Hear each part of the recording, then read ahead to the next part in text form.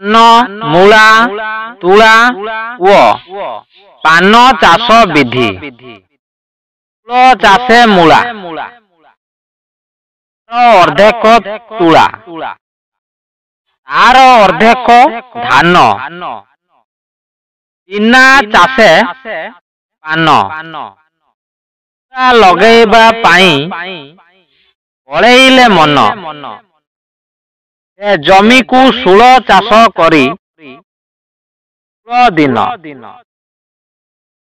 ତା ଜମିକୁ ଚଷିବ ଦିବସ ଅଷ୍ଟମ। ଧାନ ଜମି 4 ଦିନ ଶିବ ଉତ୍ତମ। ନ ଜମିରେ ଯେ ସ ନାହିଁ ଦରକାର ନା ଚାଷରେ ହୁଏ ଅଦ୍ଭୁତ ପ୍ରକାର।